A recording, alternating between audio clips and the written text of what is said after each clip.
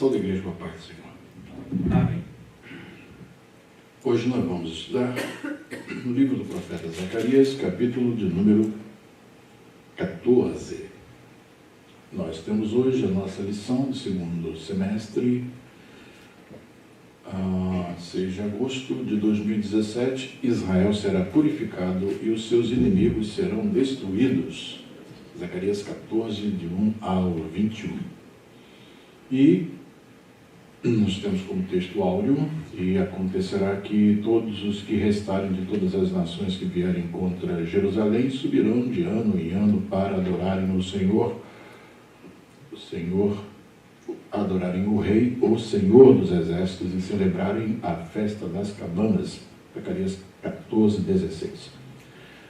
O objetivo do capítulo de número 14, estando numa inter-relação com o capítulo de número 12, conforme nós vimos, os dois capítulos têm como foco, do 12, 1 até o 13, 6, fazer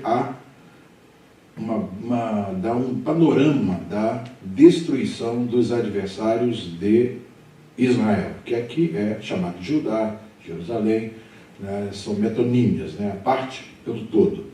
E o objetivo é mostrar a vitória final do povo de Deus.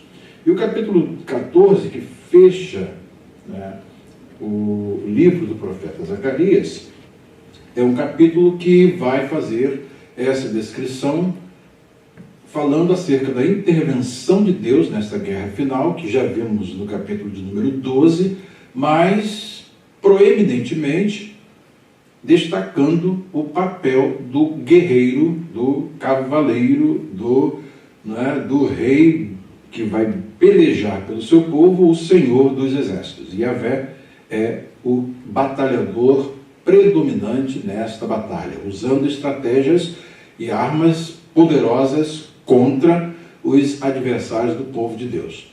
De um modo geral, pintando um quadro em que, de início, há uma pequena derrota do povo de Deus. Você vai ver como um cenário, bota a sua imaginação para funcionar. Estamos em Jerusalém está cercada, os adversários vêm, invadem a cidade e fazem um arraso na cidade, estupram mulheres, levam cativos os velhos, crianças, moços, e nesse ínterim, quando tudo está quase perdido, de repente surge um grande guerreiro que pisa lá no Monte das Oliveiras e o monte parte.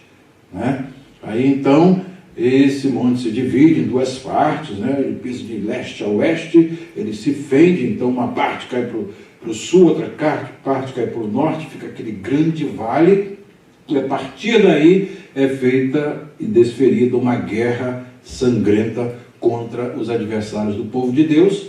E nós vamos ver então a narrativa que vai ser utilizada. Você vai ver que a narrativa está toda mais focada, desenvolvida a partir da voz do profeta, né? São poucos os trechos em que aparece Deus falando diretamente, né, num discurso direto, né? Nós temos uma descrição disso, e então é exatamente este o cenário do nosso estudo de hoje. Tá? Deu para ter uma ideia? Algumas coisas vão acontecer, como inovações dentro desta nova ordem que vai ser iniciada com Yahvé, o Deus Todo-Poderoso, o Senhor dos Exércitos, sendo o rei em primeiro lugar, em primeira instância, ali no meio do seu povo, que os primeiros versículos mostram, e depois, no final, estendendo o seu reino para todas as nações do mundo. Tá? Obviamente, dentro do conceito de visão periférica cognitiva, isso projeta a vitória final do povo de Deus, sendo que os detalhes que são apresentados conforme eu disse na aula passada, né? Que nós vimos, há uma acomodação linguística, tá? Em que os elementos utilizados são tirados de dentro do contexto de vivência do profeta e do povo que vai ouvir aquela profecia, tá? Para que eles possam entender. Daí então você vai ver que alguns aspectos, né, vão evidenciar a tensão entre o já e o ainda não. A era perfeita, porém com algumas imperfeições. Isso é a tensão entre o já e o ainda não, né? Mas nós, com a visão periférica cognitiva já privilegiada do livro de Apocalipse, sabemos que o quadro pintado de um modo final, da batalha final, da guerra final, vai levar a um estado final perfeito, sem nenhuma imperfeição. Daí, para dentro daquela realidade, então, é pintada uma vitória que, consumada, era o topo de linha para as expectativas do povo de Deus na época. Tá bom? O livro do profeta Zacarias também nos permite ver um livro que tem uma temática evangélica. Daí temos o livro do Brian Gregory, esse livro aqui, Ansiando por Deus, Longing for God in an Age of Discouragement. Ansiando por Deus numa era de desencorajamento. Então, a mensagem daqui, o Evangelho de acordo segundo Zacarias. Então, é muito bom. Essa série é uma série muito boa, que fala sobre o Evangelho segundo personagens e segundo livros do Antigo Testamento. É uma série muito boa. Ele fala exatamente isso e destaca a mensagem evangélica do livro do profeta Zacarias. E então, nós vamos começar o capítulo de número 14 com a nossa primeira pergunta, que está aí na nossa tela. Não do jeito que eu queria, mas pelo menos está aí para vocês enxergarem. Quais as coisas que Deus disse que vão acontecer no denominado Dia do Senhor? E o que Ele disse que também irá fazer neste denominado dia? Então nós temos aqui os versículos de 1 a 3 do livro do profeta Zacarias, que nos diz, em capítulo 14, eis que vem o dia do Senhor, em que os teus despojos se repartirão no meio de ti. Então nós temos aqui a referência a um dia, que é chamado de o dia do Senhor.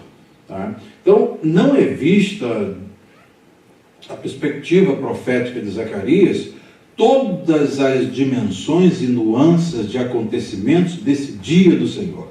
Essa é uma expectativa do Velho Testamento, dos profetas do Velho Testamento, em que cada um, por uma determinada perspectiva, pinta algum aspecto, e às vezes aspectos sobrepostos, desse dia do Senhor. Que nós vamos ter uma visão mais clara, uma vez que eles estão bastante distantes desse evento, mais distantes que eu creio, do que nós. E então, no Novo Testamento, nós já temos uma visão consumada e bem mais clara do que será esse dia do Senhor. A derrota dos inimigos de Deus são pintadas de modo bem dramático também no livro de Apocalipse, conforme nós estudamos e vamos retornar a ele em breve. Então, nesse último capítulo, é feita essa pintura desse dia do Senhor, com alguns aspectos cujo objetivo, e é exatamente isso que você precisa observar, a espinha dorsal da revelação deste capítulo é aquilo que o jardineiro aqui do Westminster disse, com os alunos que estavam lá fazendo um curso de Apocalipse.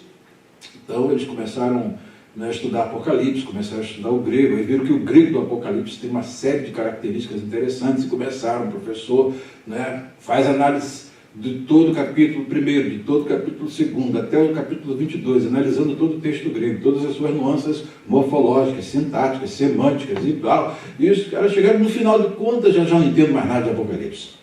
Aí veio um indivíduo lá lendo a Bíblia, no livro de Apocalipse, já no finalzinho do livro, aí pergunta para o jardineiro: você está entendendo esse livro aí?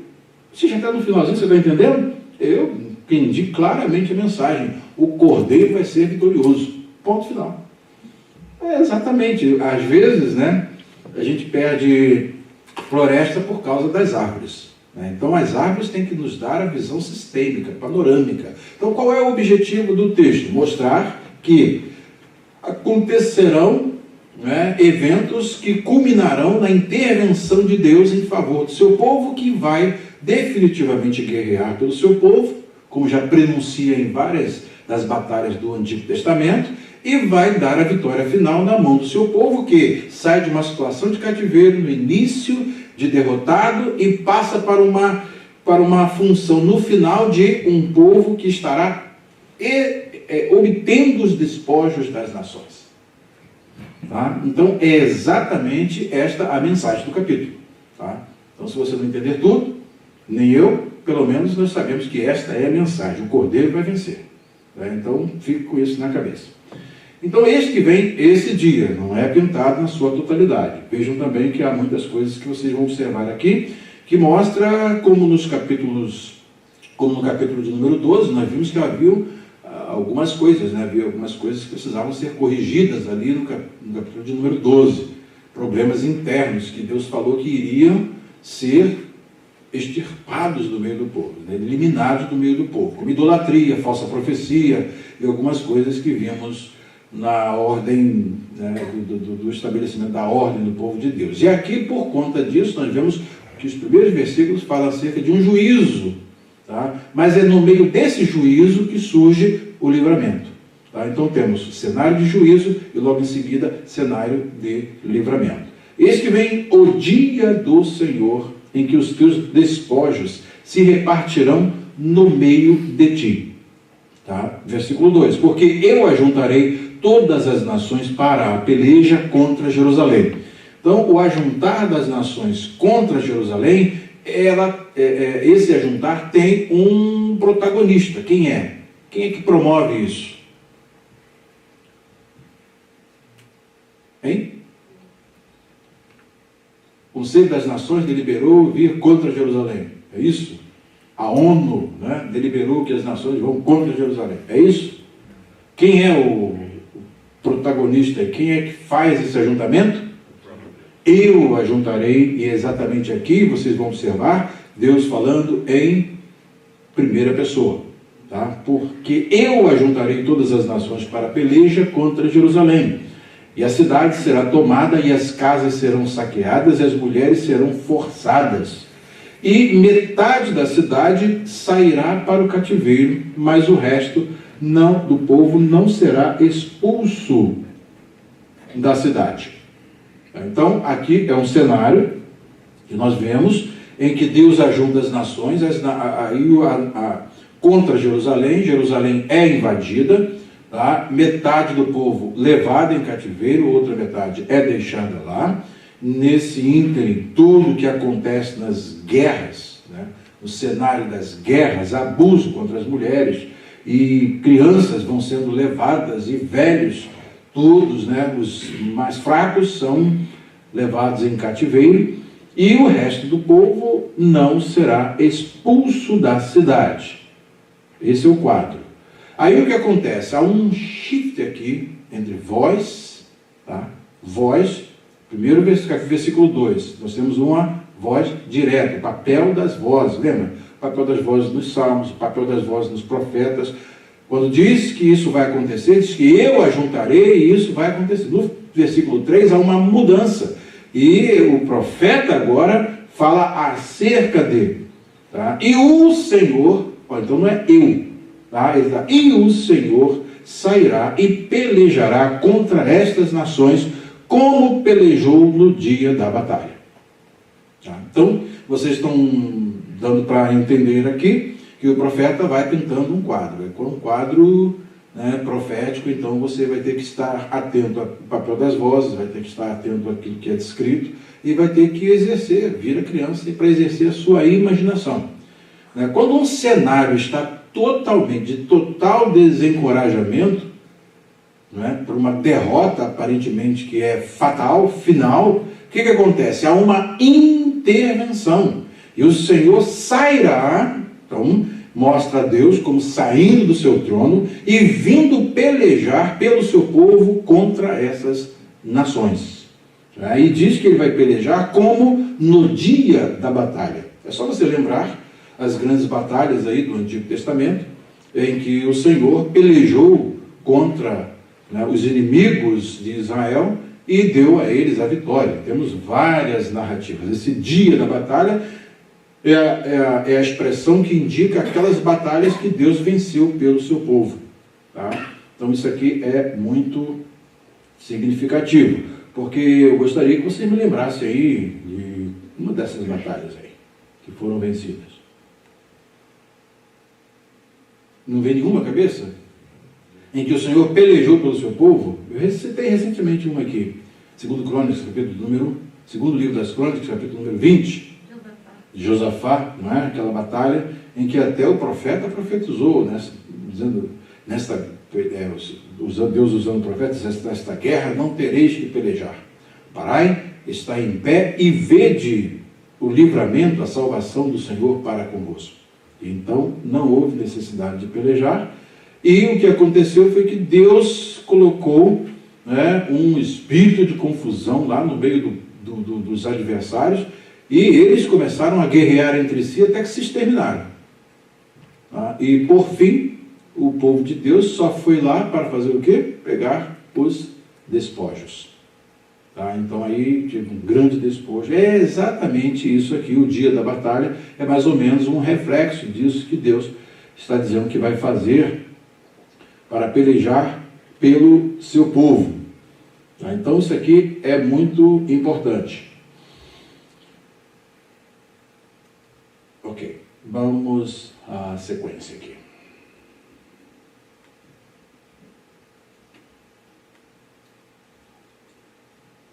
A segunda pergunta.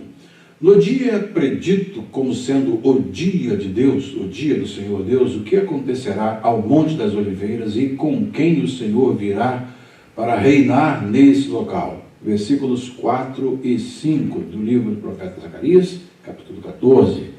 E naquele dia estarão os seus pés sobre o Monte das Oliveiras, vejam.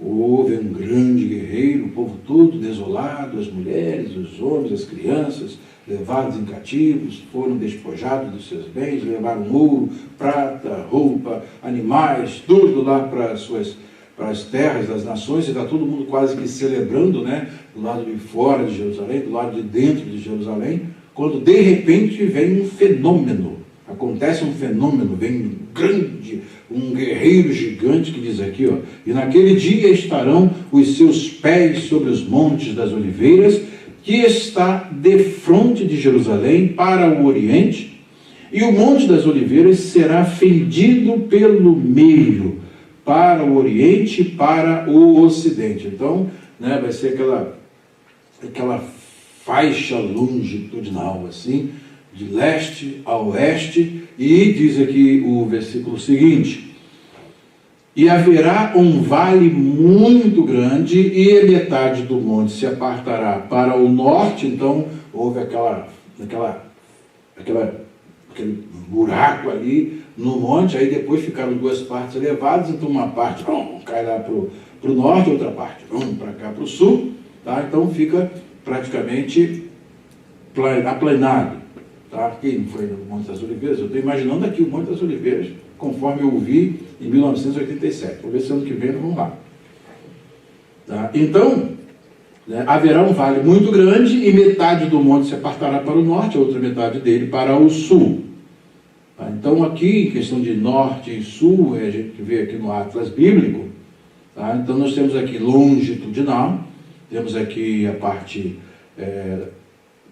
oeste, aqui, a parte leste, tá? Aqui no mapa. Estão vendo aí?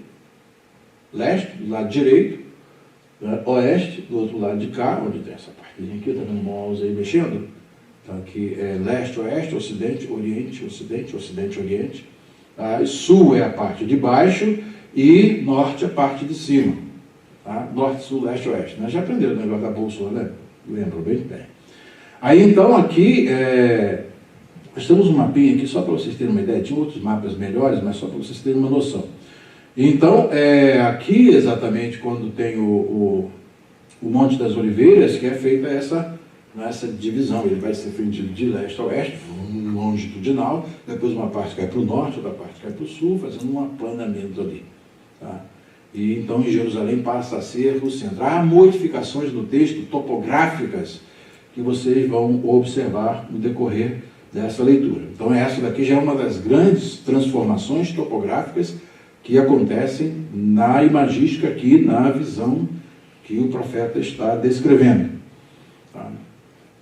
E diz: e fugireis pelo vale dos meus montes, porque o vale dos montes chegará até Azel, que é um lugar referido apenas aqui em Zacarias, que ninguém sabe onde é, né? Mas isso é uma árvore que não vai me impedir de entender o todo, tá? É algum lugar, só que ninguém tem noção de onde é esse lugar. Tá? E diz: e fugireis assim como fugistes no dia fugistes do terremoto nos dias de Uzias, rei de Judá. Quando fala daquele grande terremoto, lembra de, acho que Amós, né? Capítulo 1, Amós 1. Deixa eu ver aqui, tem uma referência aqui de Amós, capítulo... Amós 1. Vocês vão ver lá em Amós capítulo 1, versículo 1, que fala acerca desse terremoto, né, um grande terremoto, que foi tão notório que nos dias de Zacarias, depois do exílio, ainda estão se lembrando desse terremoto, coisa que aconteceu uns 200 anos antes. E então, esta fuga, e diz aqui o versículo de número... diz: então virá o Senhor, aí vejam bem a voz, papel das vozes, né? Então virá o Senhor, meu Deus, e todos os santos contigo, ó Senhor. Mudança de voz. Então aqui você tem voz direta de Deus no versículo 2. No versículo 5, né, tem aqui essa alusão, né, falando sobre o Senhor como a Ele, e depois diretamente com Ele. Tá? Então é isso que muitas das vezes, você lê os salmos, você vê o papel das vozes, é importante que há essa mudança, né, direta. Né? Então é como na contemplação, né, o profeta: então virá o Senhor, meu Deus, e todos os santos contigo. Tá? Deu para pegar mais ou menos? Ele está vendo a visão, né, e quando ele vê, ele já esquece o auditório e já focaliza no Senhor. E todos os santos contigo, ó Senhor. Tá? Então os exércitos do Senhor, dos exércitos, vêm para pelejar. Num tempo de desencorajamento, quando tudo parece estar perdido, Deus sempre tem uma saída para o seu povo. Esta é a lição. No tempo certo, Deus faz intervenção e guerreia a guerra do seu povo. Tá? Então isso é muito importante. É muito importante. E novamente o Bayom Haru, naquele dia, essa expressão, uma expressão recorrente aqui, né? Quando se fala aquele dia, né, Yom Ba, virá um dia, lá Adonai, do Senhor, e logo nos versículos seguintes, essa expressão vai ser uma expressão corrente aqui, sempre utilizada. Deixe-me ver aqui o texto.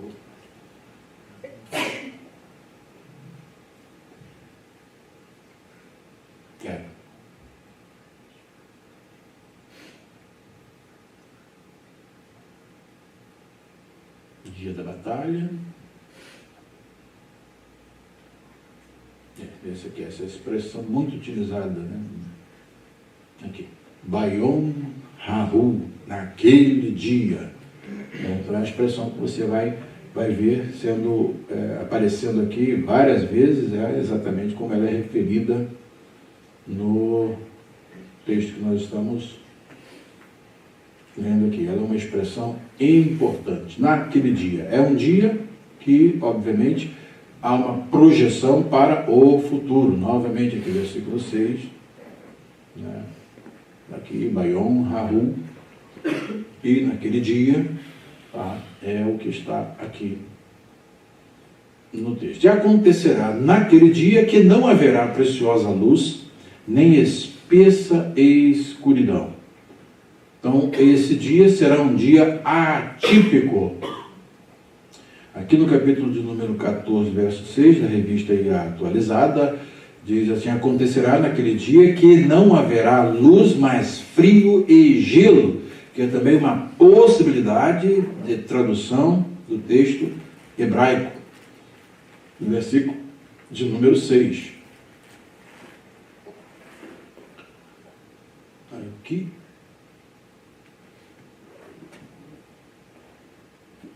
No versículo 6, 7.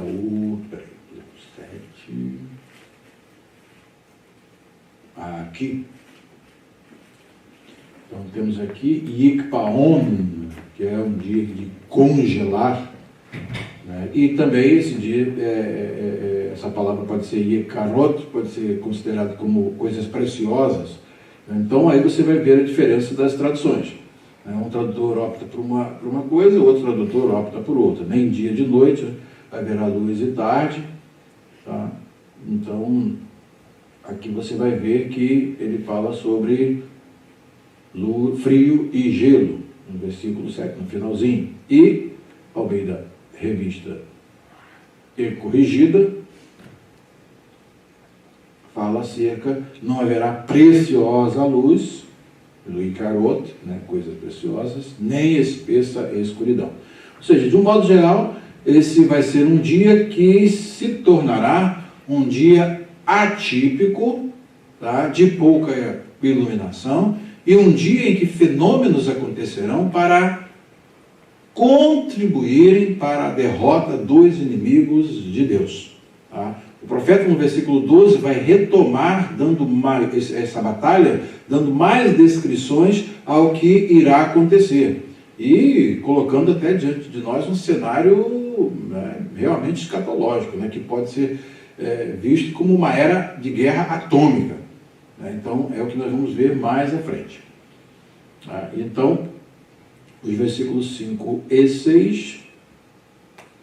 já vão entrando na pergunta de número 3. E o que não haverá no famoso dia? O que ocorrerá em Jerusalém? E quem será rei sobre ela?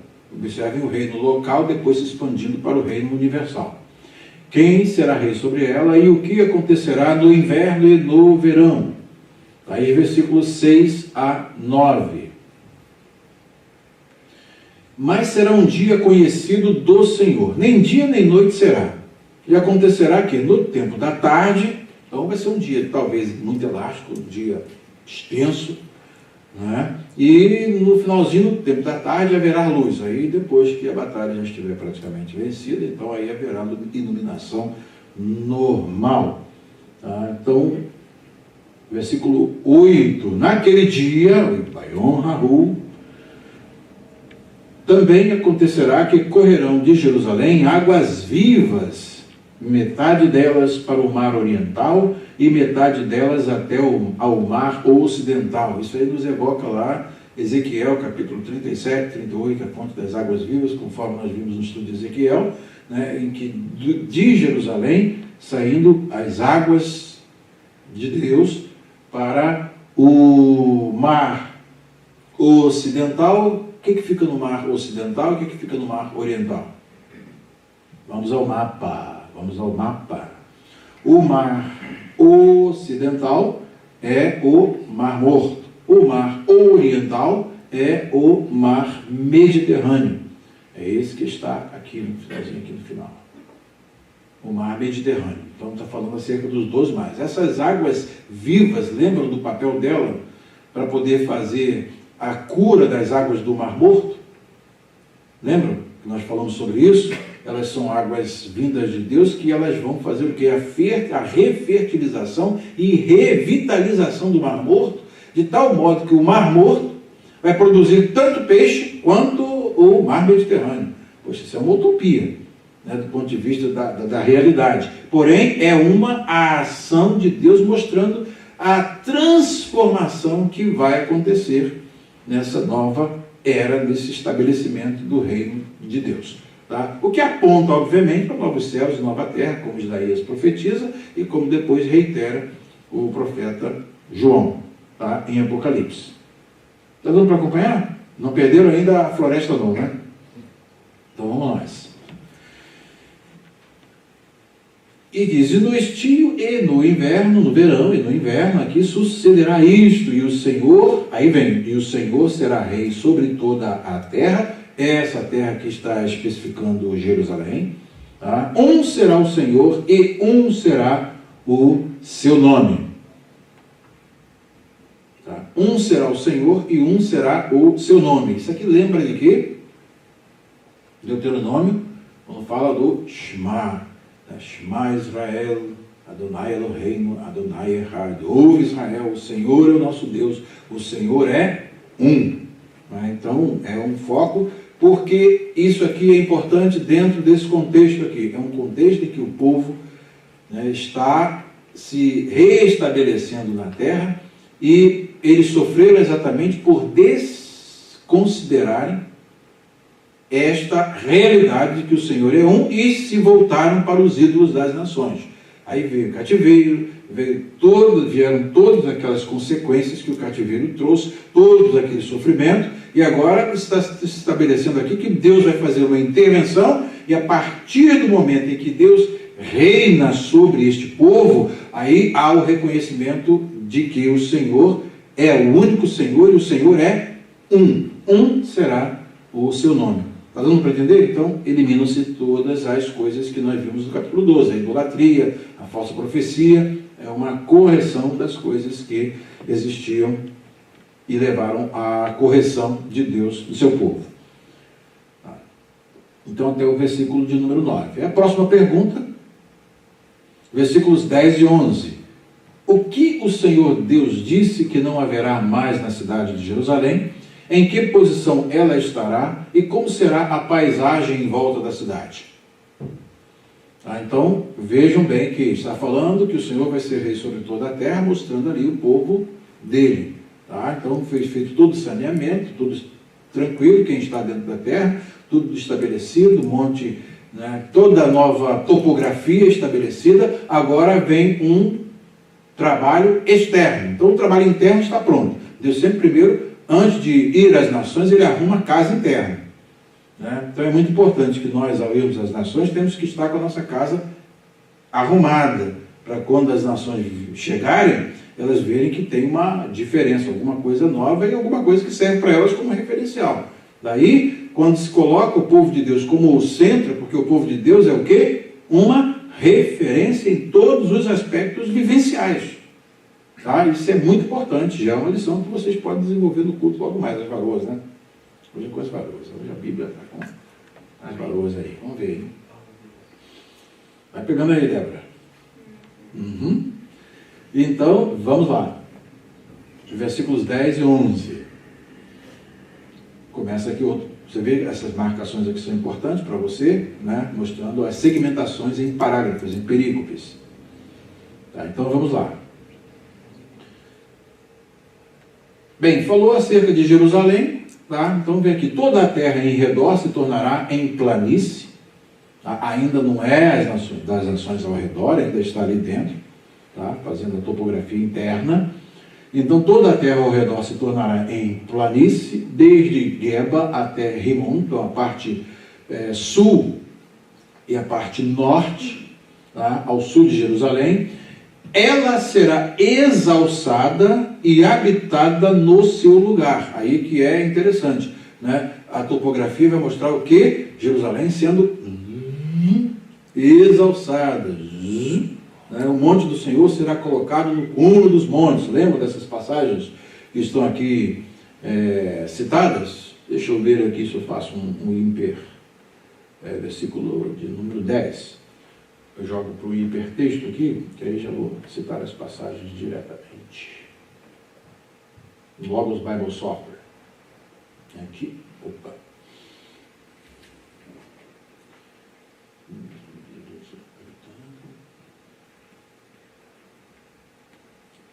Aqui. Esse é um comentário do NICOT, New International Commentary on the Old Testament. Novo Testamento Internacional, comentário internacional do Antigo Testamento. Vamos ver aqui se tem os textos citados.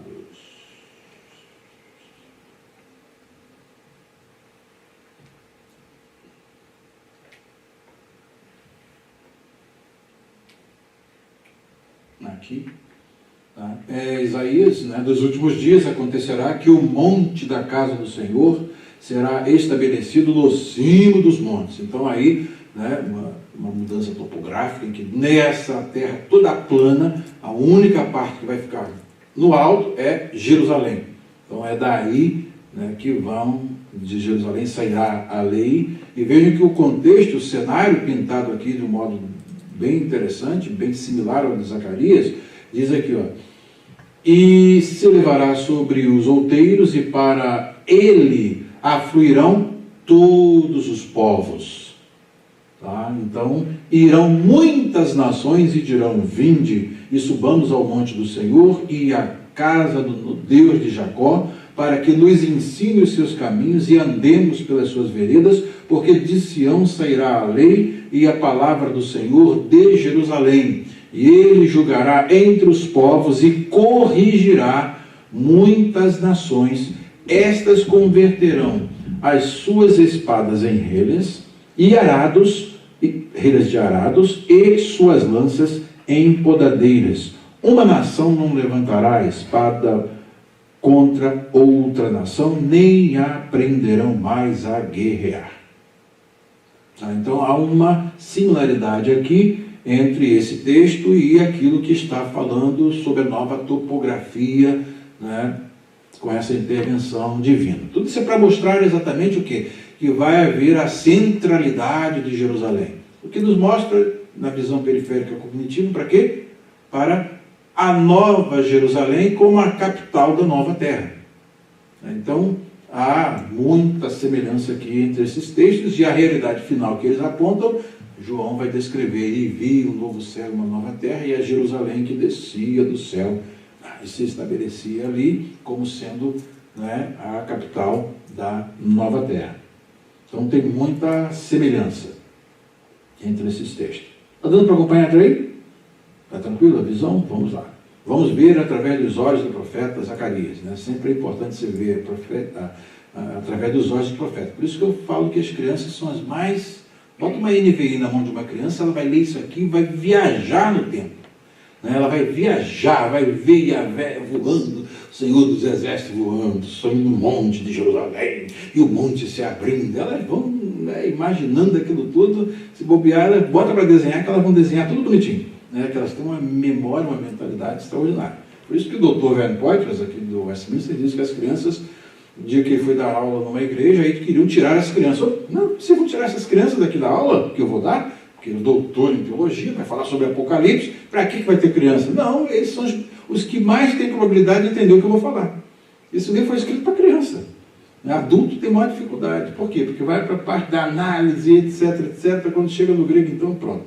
Aí arrasa tudo, chega no final, não entendi nada. Fazer igual aquele garotinho, não entendi nada, né, Biel? Mas criança vai viajando, se você viaja aí também. É importante. Então ela será exalçada e habitada no seu lugar, desde a porta de Benjamim até ao lugar da primeira porta e até a porta da esquina, falando sobre a cidade de Jerusalém, as suas portas estratégicas, também falando sobre uma torre, a torre de Hananel, e até os lugares, os lagares do rei, mostrando o aspecto da agricultura, né, circundante ali na cidade. Tá? Então esse é o ponto do versículo de número 10. E diz: e habitarão nela. Então depois de tudo estabelecido, tudo tranquilo, agricultura, tudo no lugarzinho, né? Aí habitarão nela, e não haverá mais anátema. Lembra do anátema? Quando o despojo das nações era tomado, então tinha alguns que eram considerados como anátemas, separados pelo Senhor. Tá? Então agora não haverá mais isso, porque vai haver o final de todas as coisas, os despojos serão tomados e ponto final.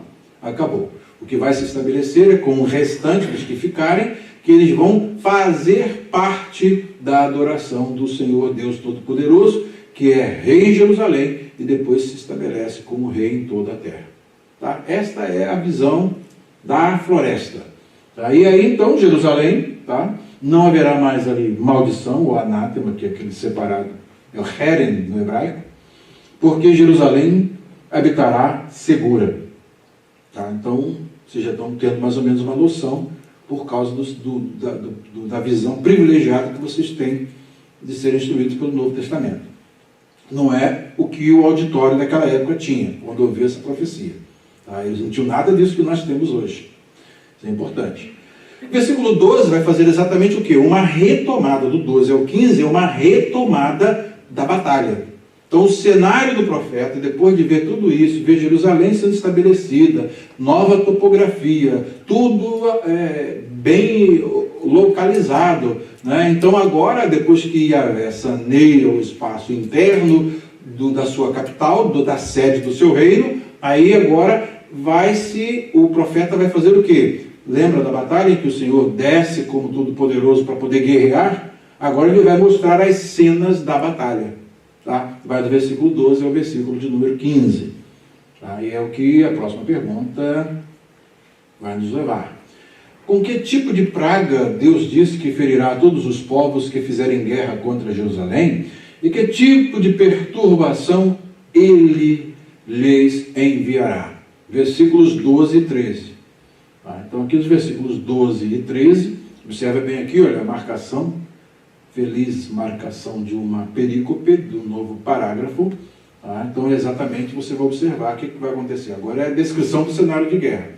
Tá? Então, o profeta não pode, é aquilo, ele vê tudo, ele tem que acomodar a visão e colocar numa sequência. É como Apocalipse, né? Um vai e vem, né? É uma espiral, vai e vem, até que chega ao fim.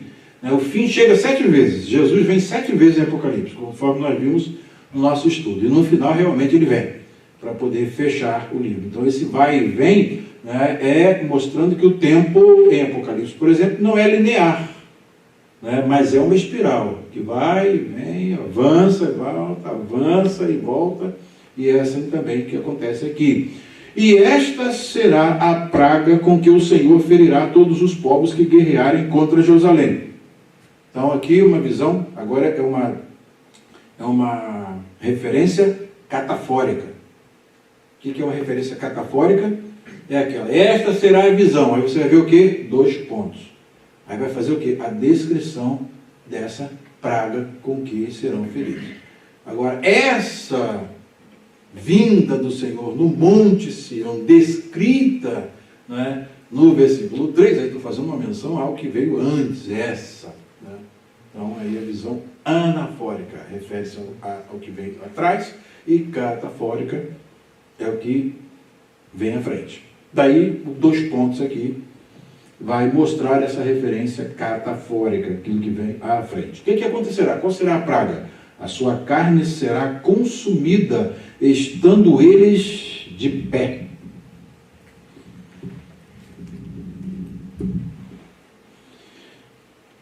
E lhes apodrecerão os olhos nas suas órbitas. Mas imagina isso, aí é uma cena de terror, né, tia? Veja só, e lhes apodrecerão os olhos nas suas órbitas, e lhes apodrecerá a língua na sua boca. Isso é um cenário de guerra nuclear. Né? Aconteceu um negócio desse aqui, é exatamente uma coisa assim, tipo guerra nuclear. Né? E naquele dia, Babilon Rahu, novamente, também acontecerá que haverá uma grande perturbação, uma confusão do Senhor entre eles, porque pegará cada um na mão do seu companheiro e alçar-se-á a mão de cada um contra a mão do seu companheiro. Tá? Então, tem o alçar-se-á, que é uma próclise, ênclise ou mesóclise? Alçar-se-á. Mesóclise. O pronome átomo é colocado dentro do verbo. Quebra o verbo, coloca o azinho lá no final e joga o verbo para o infinitivo ali, alçará. Então aí quebra o verbo, a terminação vai para o final e coloca um pronome ali dentro. Meso, no meio. Daí vem mesóclise. Tá? É uma inserção do pronome átomo no meio do verbo. Uma forma muito... Por isso que a Bíblia é um livro muito clássico, né? Em língua portuguesa é difícil. Imagine língua hebraica e outros. E diz mais, alçar-se-á a mão de cada um contra a mão de seu companheiro. E também Judá. Vamos à próxima pergunta, que já é a sequência. Então, depois de vermos esse cenário em que a destruição, a desintegração, assim, de repente o soldado tudo desintegrando, e quem não se desintegra está doido, e quer matar quem né? Quem estiver na frente, um mata para lá, outro mata para cá, e imagine agora num cenário de guerra mesmo escatológico, né? É um míssil, nós temos hoje aí 16 mil armas nucleares já, com 2.000 já prontinhas, apontadas uma para o outro, né? Num segundo, bum, uma guerra nuclear, né? Uma coisa que vai fazer assim, bum, uma nação atinge a outra, né? O Kim Jong-un joga para cá e a gente, bum, joga para lá. Troço bravo, viu? Terrível. Já está tudo preparadinho, tudo montado, todo um cenário para acontecer uma guerra nessas proporções aqui, né? Mas o profeta está vendo algo que está dentro da sua, olha, acomodação linguística. Você vai ver uma guerra nos termos ali daquela época. Vejam bem, é o que está aqui. Quais os materiais que serão tomados das nações que virem contra Jerusalém e o que serão obrigados a fazer os que restarem daqueles exércitos? Então, vejamos aqui a sequência do texto que vai falar sobre algumas coisas que vão acontecer. Veja que Jerusalém foi saqueada, foi tomada, tá? Então isso pinta uma época. Agora, na intervenção de Deus, Jerusalém se estabelece, o rei está reinando lá no alto do monte, do templo, as águas estão sarando tudo, à esquerda e à direita, né? E agora vem a questão da relação com as nações. Então agora está guerreando contra as nações, tá? Os anjos e os seus santos com ele ali, naquela batalha em que, né, Israel não precisa pelejar. Aí vejam bem, naquele dia também acontecerá uma grande perturbação, repetindo, do Senhor entre eles, e porque pegará cada um na mão do seu companheiro, e alçar-se-á a mão de cada um contra a mão do seu companheiro, e também Judá pelejará em Jerusalém, tá? E se ajuntarão em redor as riquezas das nações. Então, o que foi tirado do povo de Deus, agora o que acontece? Essas nações todas se destruindo, sobram os despojos, e agora são tiradas as riquezas. E essa tradução em aqui é muito importante, porque a preposição B aqui está no sentido de em. Existem algumas instâncias que ela é traduzida no sentido de contra, né? E aqui no sentido de em mesmo, mostrando que Judá também pelejará em Jerusalém, e se ajuntarão em redor as riquezas de todas as nações, ouro e prata e vestes em grande abundância. E aí o que acontecerão? Vejam a acomodação linguística. Essa guerra não é vista em termos de mísseis, em termos de tanques de guerra, nem de navios, nem de submarinos. A guerra é descrita como na época do profeta. E será a praga dos cavalos, dos mulos, dos camelos, dos jumentos e de todos os animais que estiverem naqueles exércitos. São os animais que eram empregados naquela guerra. Veja bem que o cenário de guerra é descrito com os elementos de guerra daquela época. Cavalos e carruagens, camelos, né, os animais que eram utilizados. Será a mesma praga que acontecerá com os guerreiros, vai acontecer com os animais. Ou seja, também a sua carne será desintegrada, os olhos se apodrecerão, a língua apodrecerá, e eles então cairão mortos assim, né? E é descrito como sendo uma grande praga, né? No versículo de número 15.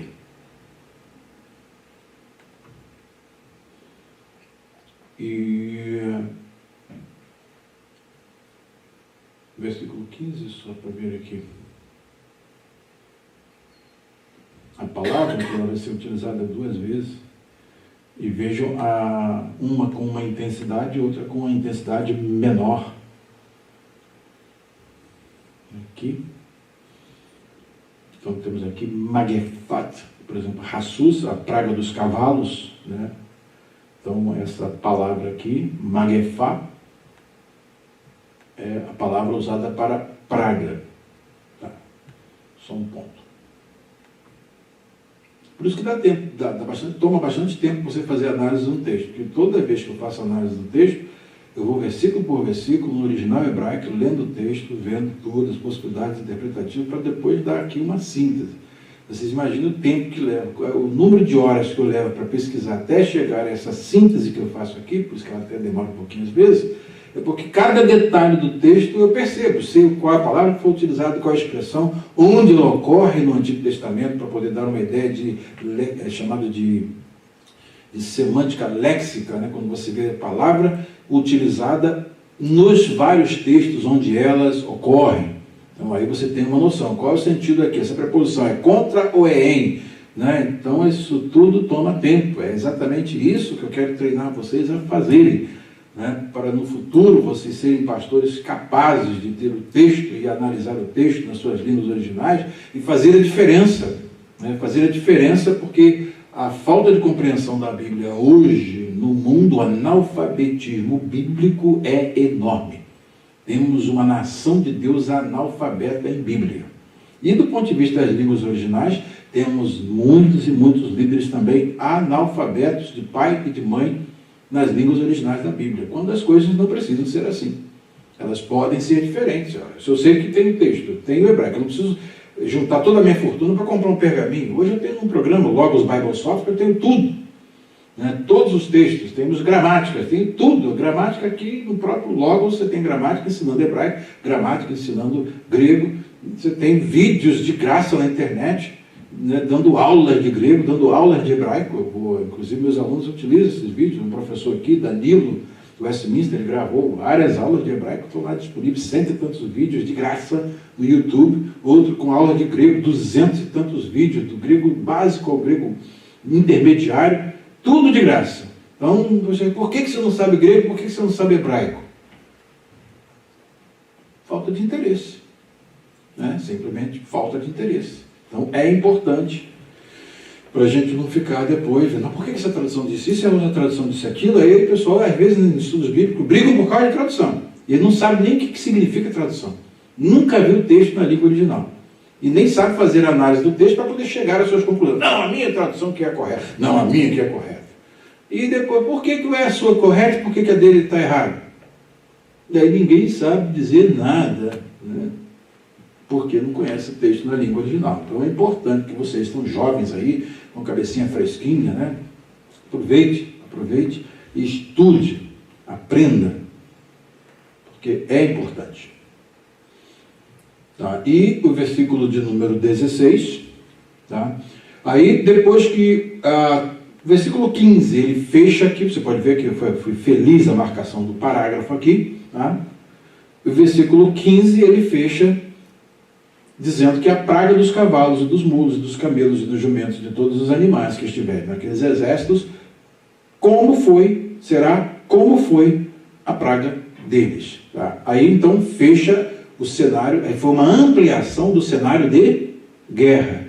Bem, condições que vão prevalecer a partir do estabelecimento, tá? O estabelecimento de Jerusalém, né? Como sendo agora o centro, o povo de Deus ali, Israel, né? Judá, Israel é o povo de Deus que está estabelecido na terra. O rei se estabeleceu lá, o rei saiu para conquistar, derrotou todos os adversários. Sobram pessoas, tá? Aqueles que não foram para a guerra, as famílias deles, as mulheres deles, os filhos deles, os velhinhos que ficaram lá, outros jovens que ainda não estavam em idade de guerra, né? Então as crianças, os moços ficaram lá na terra, alguns, geralmente, né? Muitos líderes também que ficam lá no bem bom, e quem vai para a guerra é o filho dos outros. Não é isso mesmo que acontece? Não é assim? Então, exatamente esse é o remanescente, é o que sobra. Aí o que vai acontecer? Agora o versículo 16 vai mostrar como vai ser esta ordem interna nesse reino estabelecido, com Yahvé sendo o centro do reino, com a sua capital reinante e o reino em relação às nações de fora. Tá? Então vejam aqui, versículo 16. E acontecerá que todos os que restarem das nações que vierem contra Jerusalém subirão de ano em ano para adorarem o Rei, o Senhor dos Exércitos, e para celebrarem a festa das cabanas. É assim que o livro de Zacarias vai fechando. É o capítulo 21 e 22 aí de Zacarias, né? Que é o capítulo de Apocalipse, o fechamento. O capítulo 14 é exatamente aquele fechamento que nós vemos em Apocalipse 21 e 22, o estabelecimento da nova era. Só que dentro das limitações e acomodações linguísticas para o auditório do seu tempo. Tá? Está claro, Darlan? É mais fácil do que engenharia florestal? Com certeza é. Né? Então,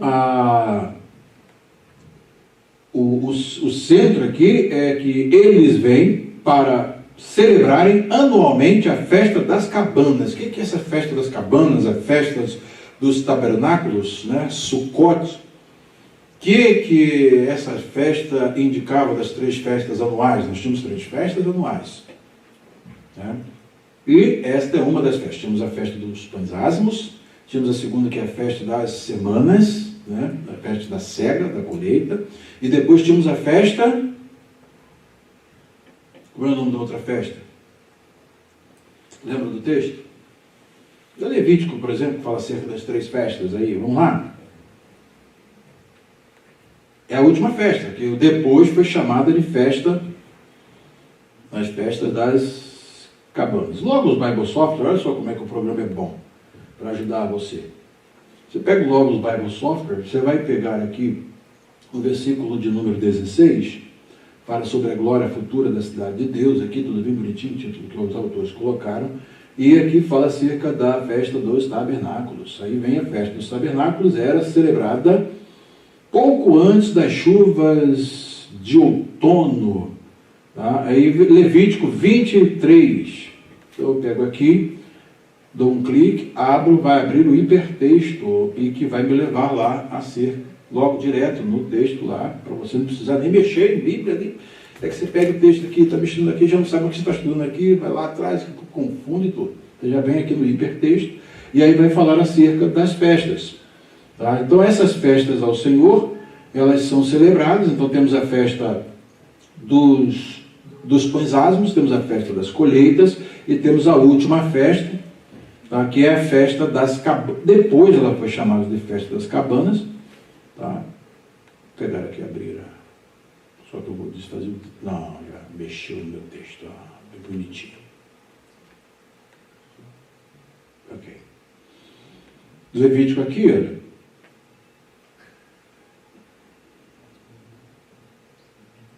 A festa dos tabernáculos, aqui é uma descrição, e a festa dos tabernáculos, que é essa última festa, né? Ela é uma festa em que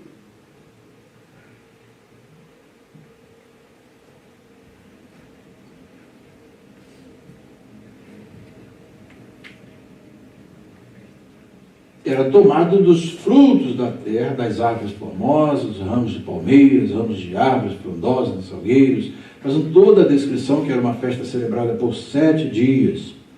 Tá? Então essa é a festa chamada depois dos tabernáculos, quando eram feitas as cabaninhas, né, e o pessoal ficava ali dentro, tá? Para mostrar que eles foram peregrinos e viveram assim lá na época da saída do Egito até chegarem na terra prometida. Então, mostrando ali que Deus ele vai receber as primícias das ofertas que vão serem feitas, as ofertas da agricultura. Então, esta é a festa, tá? Que é a festa do outono ali. Tá? Então, essa é a festa das cabanas. Aí, então, esta festa é colocada como uma festa agora obrigatória para todas as nações. Havendo o que há de transformação aqui nesse texto?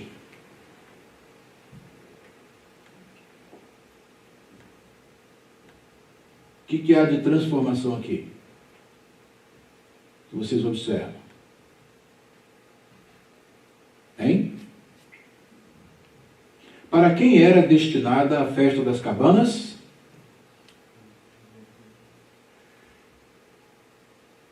Para Israel ou para os gentios? Para as nações? Hein? A festa eram as 3 festas do povo de Israel. Essas festas só eram celebradas entre o povo de Israel. Qual é a novidade aqui, Leila? Que agora as nações, né, os povos, estão sendo convidados a todo ano participarem nessas festas. Eles são agora povo de Deus. O Senhor é o rei sobre toda a terra, e eles agora também vão participar daquilo que por aliança pertencia apenas a Israel. Dá assim uma noção de que, para nós, né, e cumprindo-se o dia de Pentecostes, né, estavam todas as nações reunidas, né, de universalização do reino de Deus. Essa universalização começa exatamente ali, no dia de Pentecostes, quando as nações vêm e ouvem a palavra do Senhor, né, na sua própria língua, em que eram nascidos, e dali começa-se o trabalho de divulgação do Evangelho, da palavra que vem do Senhor Jesus para todas as nações. Tá? Então, essa universalização do povo de Deus é mostrada aqui na universalização da participação, né, da participação no culto de Deus. Tá? Então, as nações virão. Tá? Então, todo o suprimento, tudo tem que ser feito, né, para poder, obviamente, aqui tudo numa organização que é muito importante para que as nações cheguem e esteja tudo preparado para a celebração da festa. Então, isso é um aspecto muito interessante. A mudança aqui, então, é exatamente o quê? Participação dos gentios na festa do Senhor, mostrando que eles passam a ser o quê?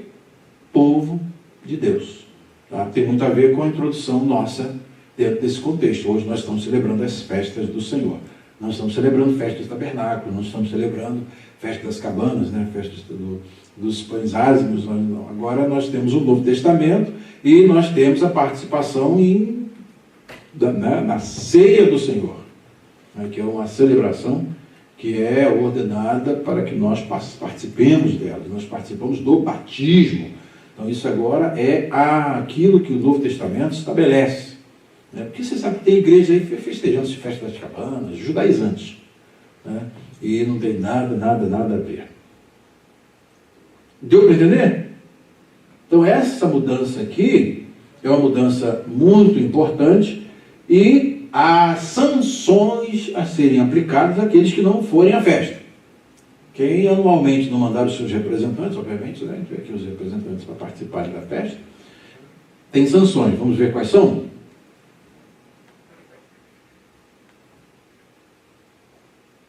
E é a pergunta de número 7. O que irá acontecer à família ou à nação que não subir a Jerusalém para adorar o Rei do Senhor? E que tipo de festa elas terão que ir celebrar? Então, qual é a festa? Festa das cabanas, festa dos tabernáculos. E quando as primícias das colheitas eram levadas lá, né, as colheitas eram levadas, então isso é muito importante. Versículos 17 ao versículo 19, tá? Nós lemos assim, na sequência, está dentro desse parágrafo aqui, tá? Que começa no versículo 16. E acontecerá que, se algumas das famílias da terra não subir a Jerusalém para adorar o Rei, o Senhor dos Exércitos, não virá sobre ela a chuva. Observa bem que ela é uma festa, essa festa é uma festa designada para se trazer as ofertas vindo das colheitas. Então, a partir do momento em que não se participa do trazer essas colheitas, qual é a sanção divina imposta? Não vai ter chuva. Se não vai ter chuva, o que vai acontecer? Aí, no próximo ano, também não vai ter colheita. Então, vai ser um problema sério que vai ser causado. Porque era uma agricultura que não tinha tecnologia de agricultura que nós temos hoje. Então, se não chovesse, acabou. E hoje em dia, em alguns lugares que dependem só da chuva, né, Biel? Não é assim lá? Se acabar a chuva, o que acontece? Estraga tudo, né? Não tem colheita, a colheita mingua, não é isso mesmo, Fred? Eu estou falando besteira. É isso mesmo? É. Então, é exatamente. Vocês aí, isso é perito aí, e vocês aí é com vocês, né? Que aí vocês é que sabem do negócio. Eu estou falando aqui, me corrija se eu estou errado. Que quem sabe de agricultura aí são vocês, eu sou caipira da cidade, como dizia o pastor Jair. Então, é exatamente essa a sanção que Deus iria impor sobre eles, não virá sobre eles a chuva. Tá? E observa bem que, e se a família dos egípcios, até o versículo 19, e se a família dos egípcios não subir nem vier, virá sobre eles a praga com que o Senhor ferirá as nações que não subirem a celebrar a festa das cabanas. Observem bem que a palavra aqui, praga, é a mesma palavra utilizada no versículo lá em cima, quando eu mostrei para vocês. Versículo 18. Matando a cobra e mostrando o pau, não, a cobra morta. Temos aqui versículo 18.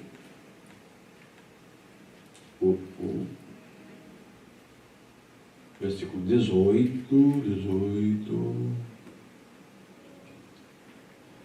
Aqui, tá? Então aqui vai falar de Hamagefá, Asher, Igof, Adonai et Hagoyim. Então, aqui nós temos a mesma palavra, a praga. Hamagefá, a praga. Tá? Esta praga aqui, vejam bem o alívio dela.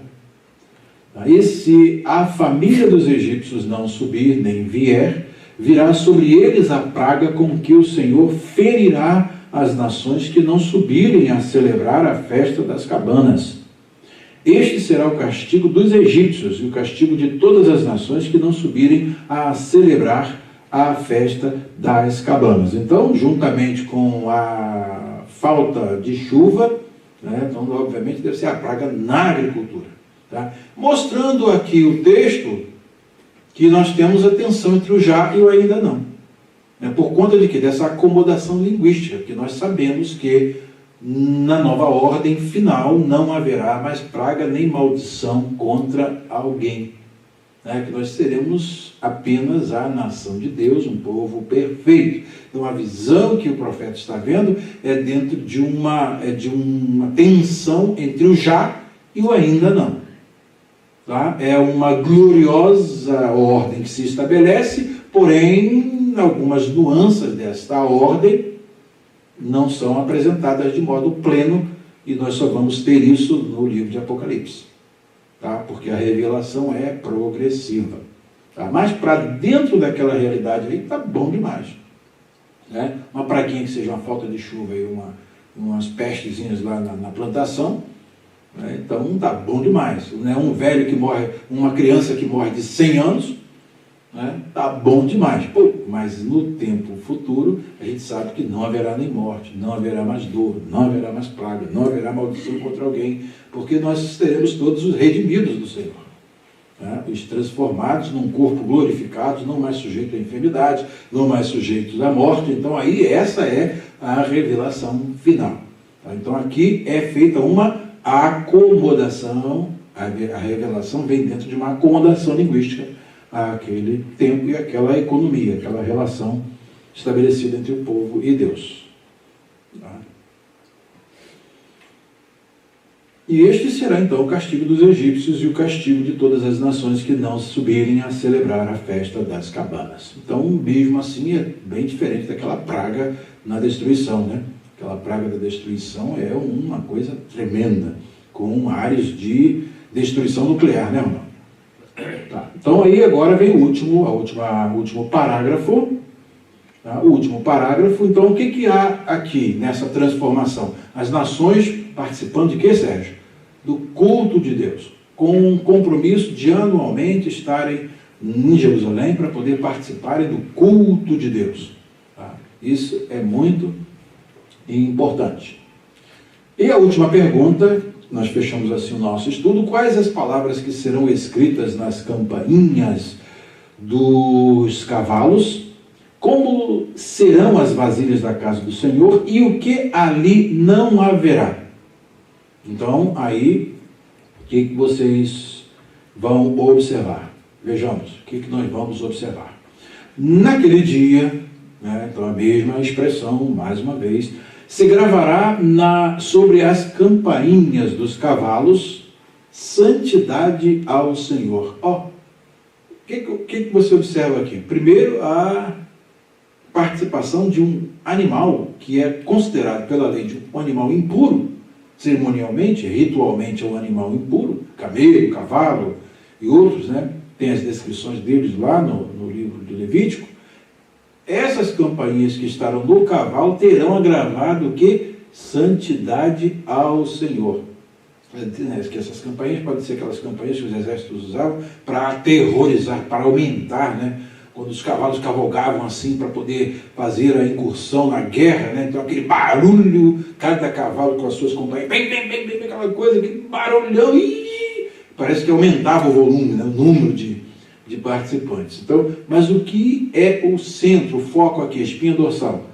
Cavalo, animal cerimonialmente impuro, carregando em si algo que está marcado ali na campainha, santidade ao Senhor. É a santificação da criação, de um modo geral. Tá? Então, observem bem que assim como os animais, no princípio, não tinha aquela, vai ter animais no novo céu, nova terra? Boa pergunta. Vai para Isaías que ele vai te responder. Deixem aberto. Né? Então, a acomodação linguística aqui nos mostra uma coisa importante, que o cavalo, que era cerimonialmente não, né, era um animal impuro, passa agora aqui a estar portando algo que está grafado em, né, santidade ao Senhor. A criação não é mais composta de coisas impuras e puras, mas santidade ao Senhor. E outra coisa, amplia mais o escopo. E todas as panelas em Jerusalém, não só no templo, tá?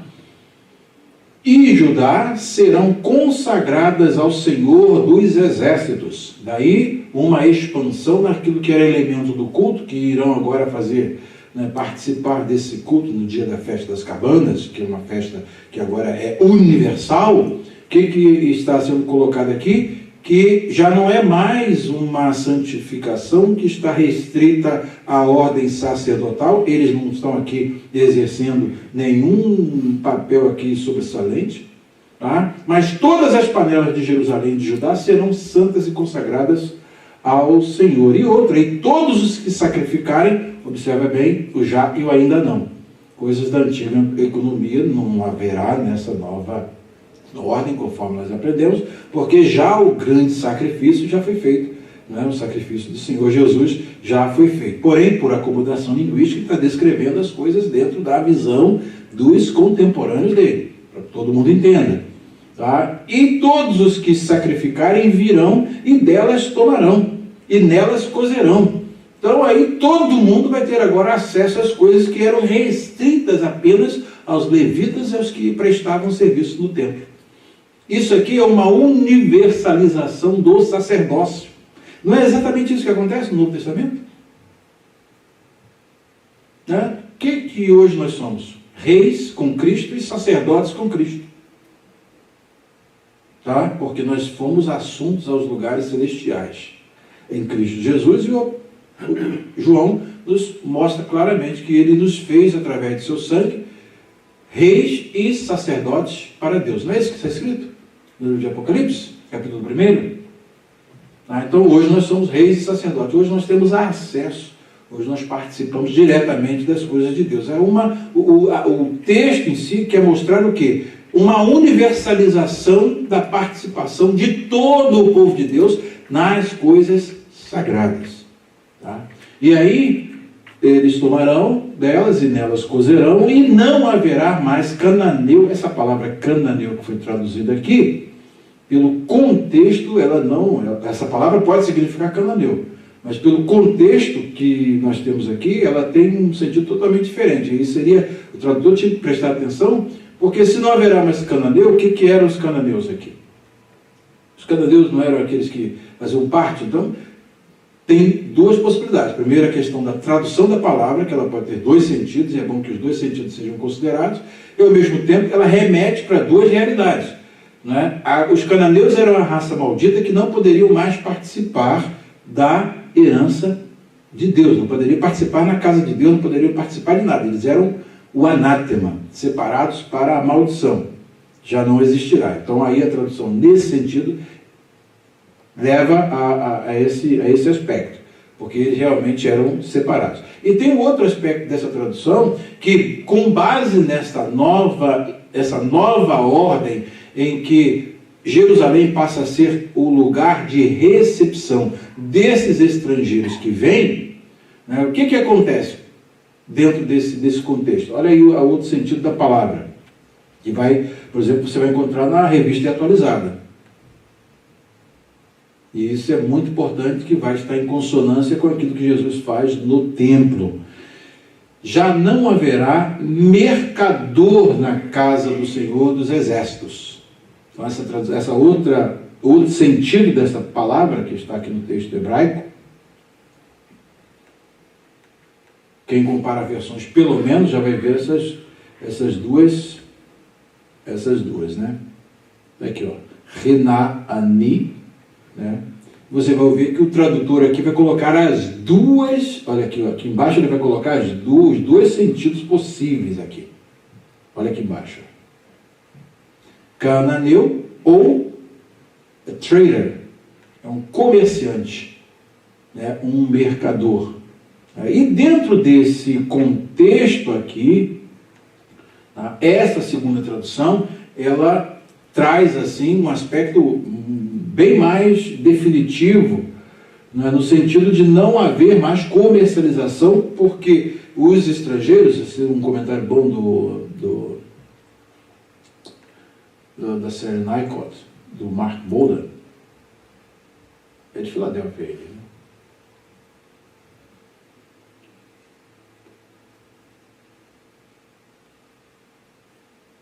Versículo 21, isso.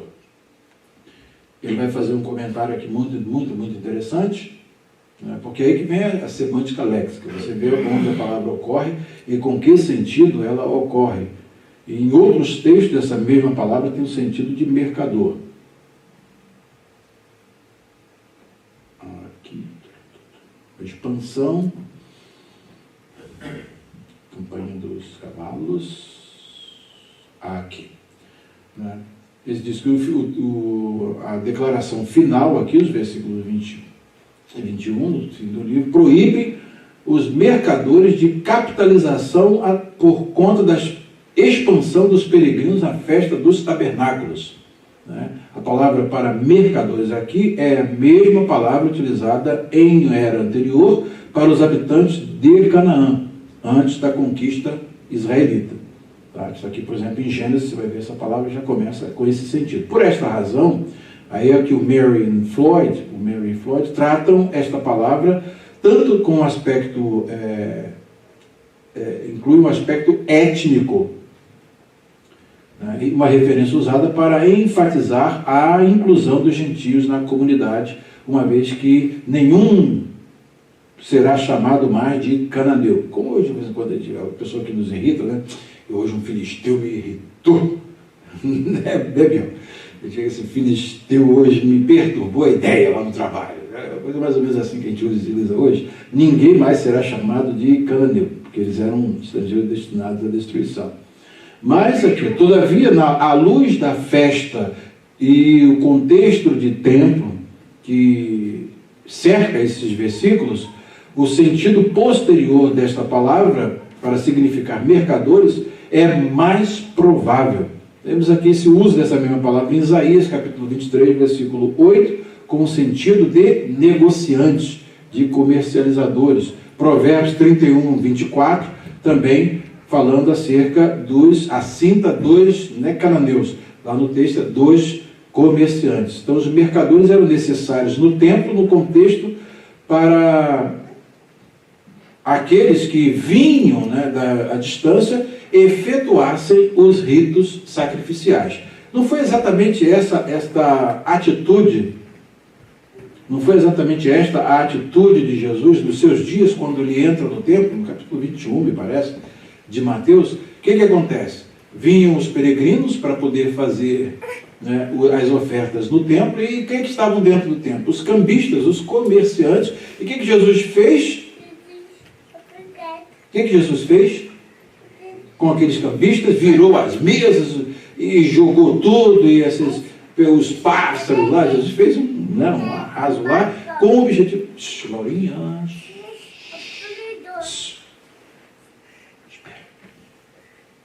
Então, o que ele fez? Ele jogou as mesas e virou a mesa dos campistas lá, e o pessoal, o que você está fazendo isso? Que a minha casa será chamada de casa de oração para todos os povos. Tem muita semelhança aqui com o que está aqui? Josh, até você. Está na hora de almoçar, né? Terminando já.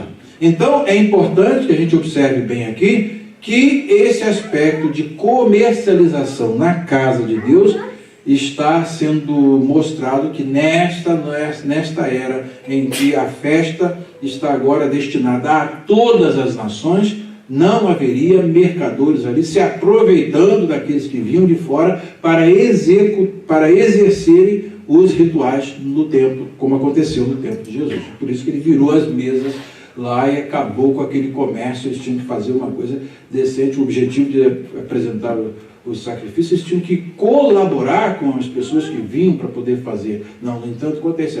Isso aí está tanto. Então, ganhando dinheiro dentro do templo, tá? Dentro do templo, para poder servir, entre aspas, aqueles que vinham adorar.